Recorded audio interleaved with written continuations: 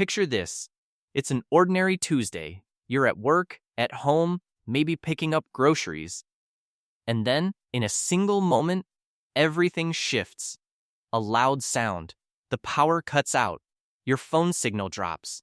People around you start running, but nobody knows where. Nobody knows why. You have no idea what's happening.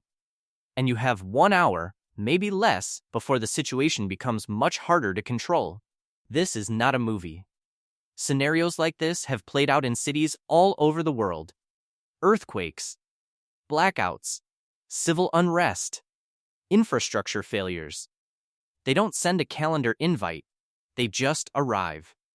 The difference between people who stay safe and people who don't almost always comes down to one thing: what they did in that first hour.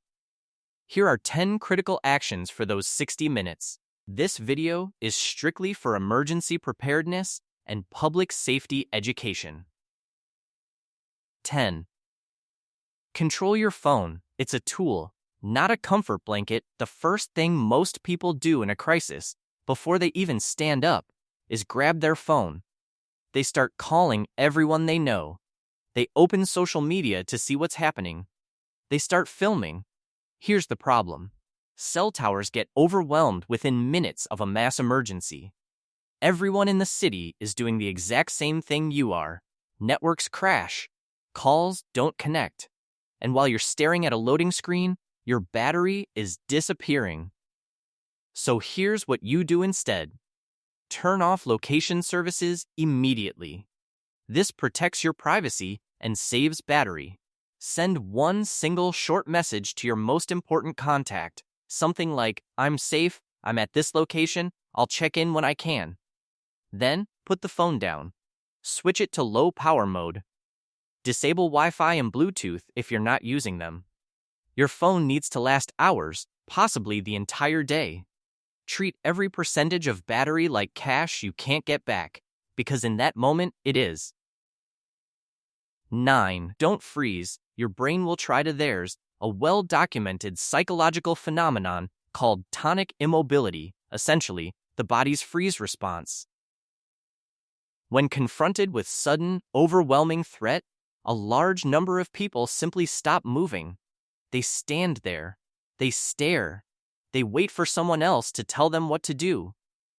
In a crisis, those seconds of freezing can cost you everything. The moment you hear something alarming, your brain needs one job: make a binary decision. Do I move or do I shelter? If you're outside in an open area, a market, a parking lot, a public square, you move. Quickly, calmly, and away from the source of danger. Don't run in a crowd. Walk fast, stay low if necessary, and move towards solid structures. If you're already inside a strong concrete or brick building, you may be safer staying put than running into an unknown situation outside. The decision doesn't need to be right, it needs to be made. Indecision is always the worst option. 8. Water first. Before you do almost anything else, most people think about food first. That's a mistake. The human body can survive weeks without food. It can survive roughly 72 hours without water, and in heat or high stress, even less. Water infrastructure, the pipes, pumps, and treatment systems that bring clean water to your tap, are some of the first systems to fail in a large-scale emergency. And here's the cruel part. You won't know it's failed until you turn on the tap and nothing comes out. So the moment you sense something is seriously wrong, before you make your second phone call, before you start packing a bag, go to every tap in your home and start filling things.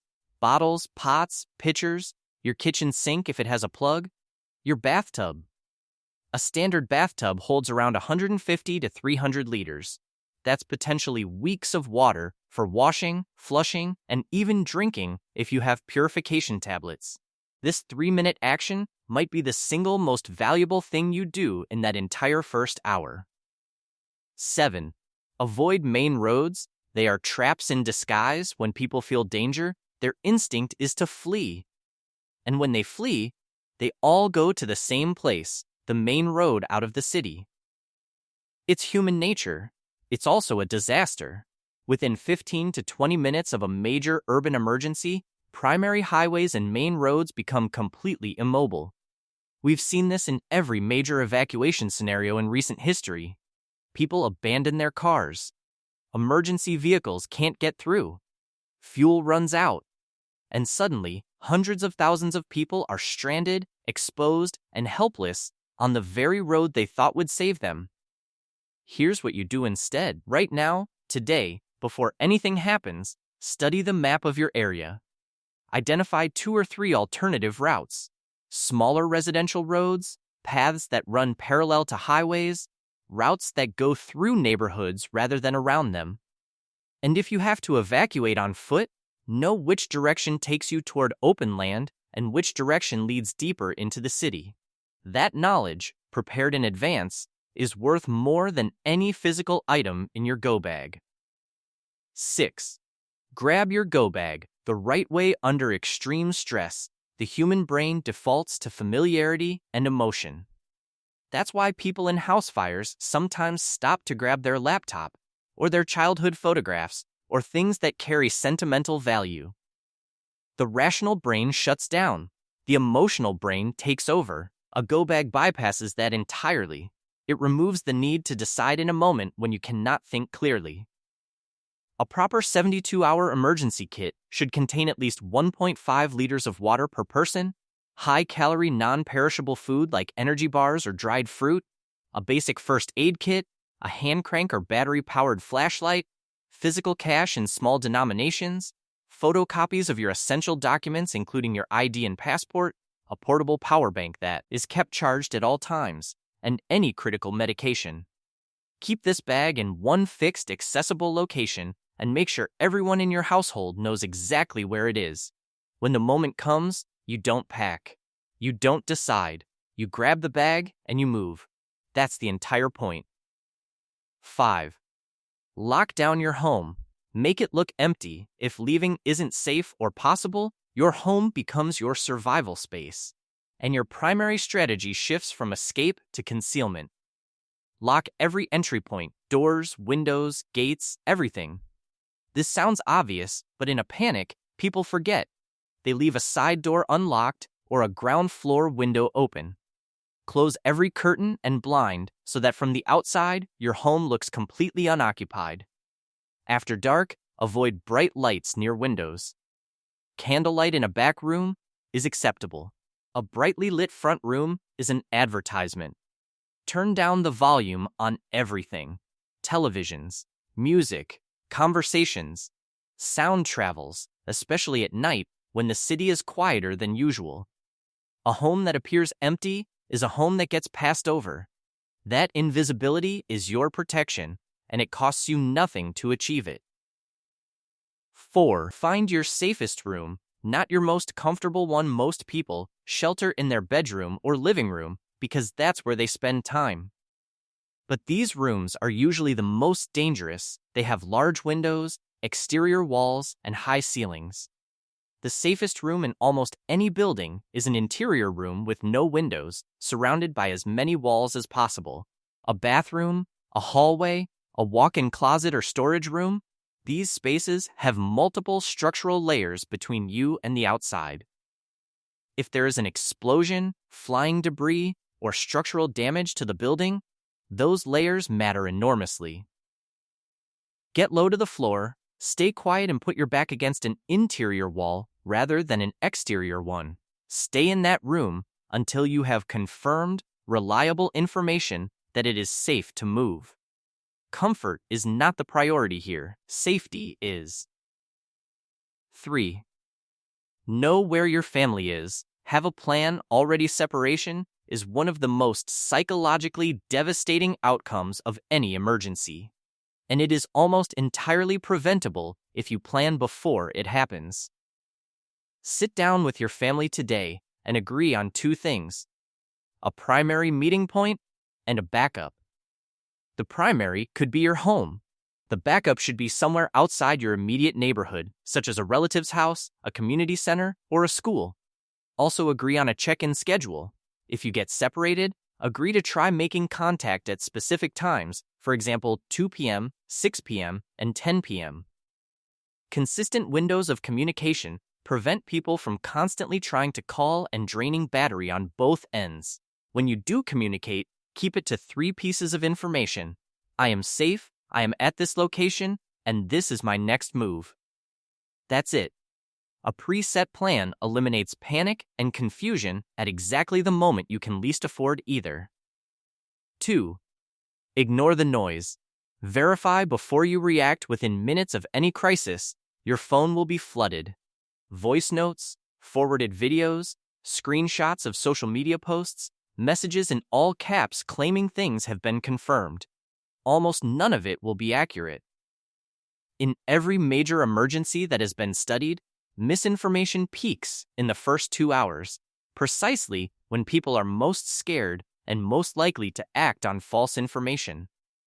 This misinformation has caused stampedes. It has sent people into danger. It has prevented real help from getting through. Commit to one rule: you will not act on, and you will not forward, anything that doesn't come from an official, verified source. Government emergency broadcasts, local authority announcements, and established news organizations. That's the list. Stay informed, but stay accurately informed. In a crisis, the two are very different things, and confusing them can be just as dangerous as the emergency itself. 1. Stay calm. This is the skill that unlocks all the others. Everything on this list, every action, every decision, every moment of clear thinking depends entirely on this one. Panic is not just an emotion, it is a physical state. When you panic, your body floods with adrenaline, your vision narrows, your thinking slows, and you lose access to memory and planning.